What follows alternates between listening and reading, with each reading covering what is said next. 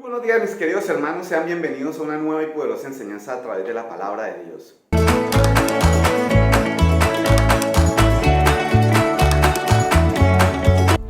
El día de hoy les voy a contar un cuentico. Este cuentico se llama El pescado en la sartén. Cierto día, una madre iba a fritar un pescado. Y mientras ella estaba haciendo los preparativos para fritar el pescado, su hija de 3 añitos tomó un banco muy pequeñito y se subió a ver y a observar lo que hacía su madre. Su madre toma el pescado y lo primero que hace es cortarle la cabeza y cortarle la cola al pescado y lo pone en el sartén. La niña, curiosamente, ustedes saben, los niños a esa edad son muy curiosos, le pregunta a su madre: mami, ¿tú por qué metes y por qué antes de freír el pescado siempre le cortas la cabeza y la cola al pescado?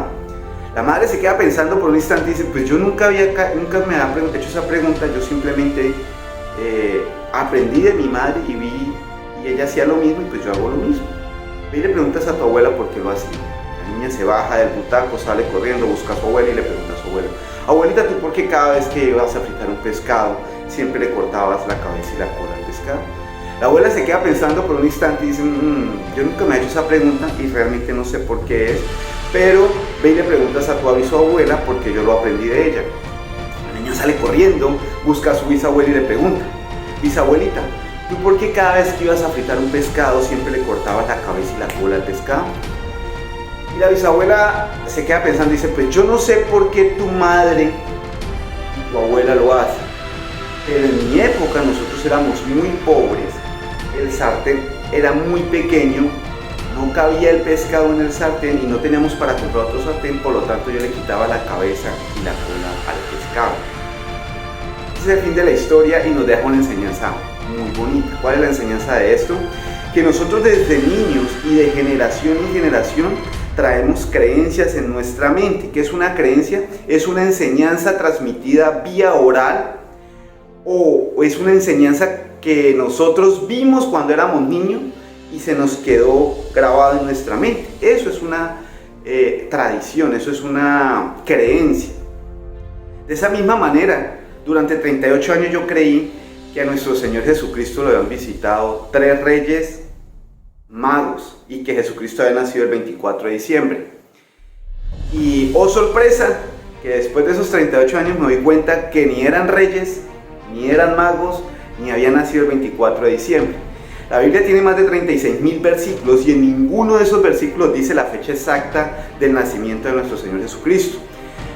Dice la fecha exacta en la cual Él fue crucificado el Viernes Santo y la fecha exacta en la cual Él resucita entre los muertos el domingo, al tercer día, día de resurrección. Pero como esta creencia no tiene pues mayor peso, ¿sí? Digamos que pues, ¿qué importa que sean reyes magos o no eran reyes magos? Porque recordemos que los magos en la Biblia tienen una connotación muy diferente. Los magos eran usados por los reyes paganos. ¿Quién es un rey pagano? Aquel que adoraba a otros dioses, hacía estatuas de oro, de cemento, de mármol y se inclinaba entre esos dioses. Y esta persona tenía magos. Los reyes que servían a Dios tenían profetas, como le pasó al rey Saúl, que consultaba cualquier cosa con el profeta Samuel. Los reyes paganos sí tenían magos a su alrededor. Entonces yo no creo que a mi Señor Jesús, y los magos pues practicaban la brujería y la hechicería. Entonces pues yo no creo que a mi Señor Jesús lo hayan visitado 3 brujos o 3 hechiceros. En muchas traducciones de la Biblia dice que eran sabios del oriente. Pero esta creencia pues no hace mayor daño, pero a diferencia de esta creencia, hay muchas creencias que nosotros traemos arraigadas desde niños, que no nos hemos dado cuenta que están en una parte de nuestro mente o de nuestro intelecto que se llama subconsciente, y estas creencias sí nos hacen mucho daño, porque son creencias limitantes. Les voy a poner un ejemplo. ¿Cuántos de ustedes creen que la raíz de todos los problemas es el dinero? Esta creencia también yo la traía desde niño. ¿Y por qué la traía? Porque muchas veces escuché en la iglesia o en la religión a la cual yo pertenecía decir este tipo de cosas. O a muchas personas en el mundo a mi alrededor tenían esta misma creencia, y a uno de niño se le va quedando eso. Lo que uno escucha lo va grabando, uno es como una esponjita y todo lo que le dan lo va recibiendo. Si es amor lo recibe, si es odio lo recibe, si es bueno lo recibe y si es malo lo recibe, porque uno cuando es niño no tiene la capacidad de discernir entre lo bueno y lo malo. Entonces uno cree todo lo que le dicen, todo lo que nos dicen lo vamos creyendo y lo vamos guardando en el subconsciente. Yo creía que el dinero era malo. Entonces, ¿qué pasó? Que esta creencia que venía de generación en generación se me fue quedando, y en algún momento de mi vida llegué a pensar que todas las personas que tenían dinero eran malas, era porque lo habían conseguido de manera ilícita o por un camino no permitido. Pues resulta que esta creencia es falso de toda falsedad, porque la palabra de Dios no dice que el dinero es la raíz de todos los males. Lo que dice este versículo fue tergiversado y manipulado por Satanás para tenernos pobres, para tenernos arruinados, para tenernos económicamente arruinados y pobres. ¿Por qué? Porque la palabra de Dios dice que Jesús vino para darnos una vida en abundancia. Entonces yo me preguntaba por qué muchos cristianos no tienen esa vida en abundancia, por qué no tenemos una riqueza económica. Entonces Satanás manipula este versículo que está en 1 Timoteo 6:10 y dice que el amor al dinero es la raíz de todos los males.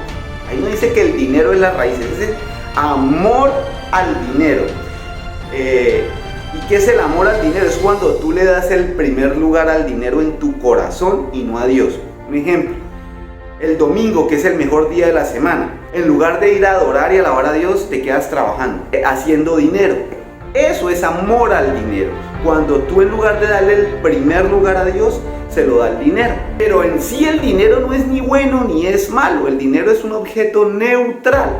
Pero cuando uno tiene esas creencias limitantes, lo único que hace uno es ponerse un muro, una muralla, y alejar la riqueza de nosotros. Entonces, el que tenga o no tenga dinero no tiene absolutamente nada que ver con que sea buena o mala persona. Imaginémonos por un momento que nosotros pudiéramos tener mucho dinero y en lugar de tener un solo misionero como nuestro hermano Herminson en la Sierra Nevada de Santa Marta predicando la palabra de Dios, pudiéramos tener 10 misioneros o 100 misioneros o 1000 misioneros a través de todo el mundo y que nuestra congregación pudiera sostener a estos 1000 misioneros. Pero para eso se necesita dinero.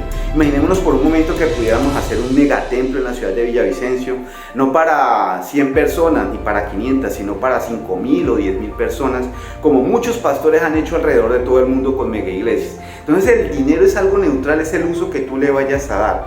Pero el día de hoy quiero que te lleves esto en tu mente. Tenemos creencias limitantes. ¿Cómo sabemos que tenemos creencias limitantes? Cuando empezamos a emitir juicios. Si yo digo que un rico es malo, es porque tengo una creencia limitante. Si yo digo que el dinero es malo, es porque tengo una creencia limitante. Hoy hemos aprendido que el dinero no es malo, que lo malo es el amor al dinero, el lugar que tú le das en tu corazón al dinero. Recuerden, siempre el número uno en tu corazón debe ser para Dios. ¿Cómo me doy cuenta de eso? ¿Qué hago los domingos? Ahí me doy cuenta si para mí el número uno es Dios, o es el dinero, o es mi familia, o son mis amigos, o es el río, o es el paseo, ¿sí? El dinero en sí no es malo, es neutral. Entonces, cuidado con todas estas creencias limitantes, derribémoslas en el nombre poderoso de Cristo Jesús, porque esto nos aísla de la riqueza, nos aísla de la abundancia. Y para ayudar a las personas, para ayudar a la iglesia, para ayudar a un hermano, necesitamos dinero. Necesitamos dinero para cumplir la gran comisión. ¿Cuál es la gran comisión? Ir por todo el mundo y predicar el evangelio a toda criatura. Para eso necesita dinero, para enviar misioneros, para enviar evangelistas, para alquilar coliseos, alquilar estadios, para hacer campañas evangelísticas. Necesitamos dinero para publicitar todas estas campañas evangelísticas que vamos a hacer. Entonces necesitamos mucho dinero. A partir de hoy, ricos, honestos y felices, porque la palabra de Dios también nos dice que la bendición de Jehová es la que enriquece y no añade consigo tristeza. Entonces vamos a ser ricos, honestos y felices a partir de hoy. Declare eso con su boca, porque en nuestra boca está el poder de la vida y de la muerte. Ricos, honestos y felices, porque esa riqueza va a provenir de Dios, y cuando la riqueza proviene de Dios da felicidad, porque Satanás también da riqueza. Satanás, de hecho, el mayor proveedor de riqueza del mundo es Satanás, pero esas riquezas son mala vida, y esas riquezas en algún momento, por eso las personas, los artistas, que la mayoría de artistas toman la riqueza de Satanás para manipular la mente de las personas a través de sus canciones, se terminan suicidando, se terminan muertos por sobredosis de droga, porque esa felicidad no les trae, esa plata, esa riqueza no les trae felicidad. Pero la riqueza de Dios sí trae felicidad, trae complacencia. Entonces, hermanos, hoy aprendimos que el dinero no es malo y que de aquí en adelante necesitamos de ese dinero, y mucho dinero, para bendecir a nuestros hermanos, para bendecir al mundo, con campañas evangelísticas, con 1000 misioneros, con más pastores, con más templos, con mega iglesias, para predicar la palabra de Dios. Un abrazo desde la distancia, Dios me les continúe bendiciendo abundantemente, y nos vemos el próximo domingo. Chao.